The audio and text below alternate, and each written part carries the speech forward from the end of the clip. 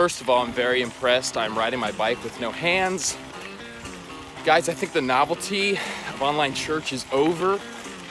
I know for me, the past couple weeks, I've been discouraged. I never thought I'd get to this point, but I don't even enjoy watching myself preach anymore. And I want to remind you, your vision of God's love determines the version of your hope. The fact that you're alive today means you have hope in someone or something, but it's obvious that there's different varying levels of hope, and we believe in Christ is the greatest amount of hope anybody can possess. I couldn't even finish that sermon clip. Babe, I was telling them how, because of all this, I don't even like watching myself preach anymore. Help me not sound like an arrogant jerk that I used to love. What do you think I mean? I don't like watching myself preach anymore.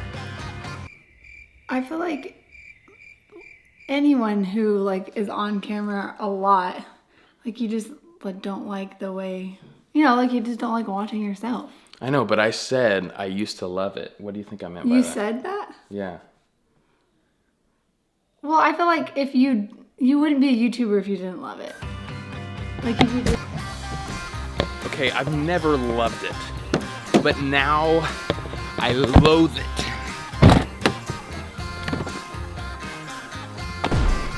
Because preaching is carrying a bigger pressure, a bigger load than normal because, so many different areas of the service are being stripped away. It's really just preaching and music, and there's so much more to church than that. But the load is greater than normal because the hope is lower than normal. And so as a pastor, I just feel this angst to be there for people and to help them see the hope that we have in Christ. And that is why, from the sermon I had, this is our chief job. Your vision of God's love determines the version of your hope. And I want our people to have the best version of hope possible. And I just keep feeling like preaching misses the mark. And that's why I think the pressure is off when the practices are on. See, people feel a great amount of fear right now.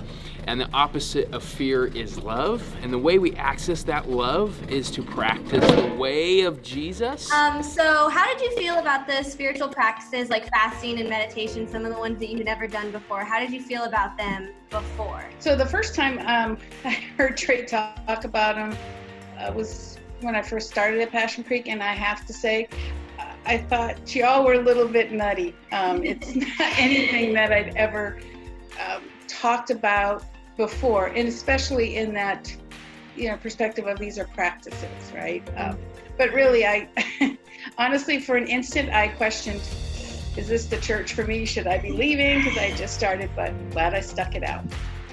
Yeah, definitely. I think sometimes initially fasting sounds very weird. It's crazy. I was like, you want me to go without food? I don't think so. And why again? Since starting the spiritual practices, how has your life been different? How's your life changed? I will say it was a bit of a slow start. The first time through, I wasn't as disciplined, and then the second time through, it just became better. But my life has changed in that I feel a sense of contentment and peace like I don't think I've ever experienced before. Not just in, my faith, but in everything. I now, it's so hard to articulate sometimes because it's this instantaneous when something comes up in my life, I just now know that I can go to the scriptures. Or if it's something a little longer, maybe I can fast. I just have gained such contentment. And from that, it's just this freedom to just be me, because I can just now be like, okay, God, you accept me and love me just as I am. I've learned that through these practices, and I've learned that the peace of that knowledge that he just loves me and accepts me just as I am.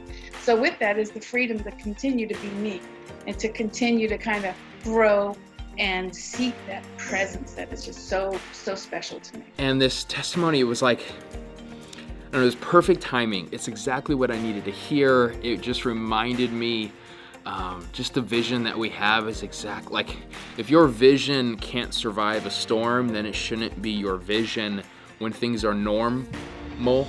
How do you feel like your relationship with God has changed? Because you've been a believer for a while now. Yeah. So starting these practices, how do you feel like it's kind of transformed your relationship with God? It's definitely reinvigorated, and it's so different now. I just am so much in love with God. I don't know how else to say it.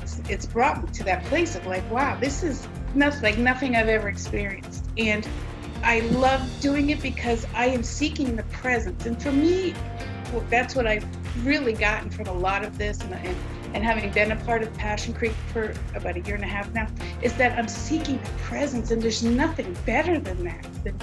When those moments happen, when I get to experience that, it's like, wow, it puts it at a whole new level, and it helps me in this season of my life where I'm still trying to figure out, okay, what's next for me? This is a new season, a new spot, no children, nothing, no major commitments. So what do you want me to do, God? Where do you want me to go? And it helps me understand that sometimes it is just sit and enjoy that presence, and we'll figure out the rest later. But right now, maybe you should just experience my presence. And here's the last thing I'll leave with you, and I want this to sink into your bones.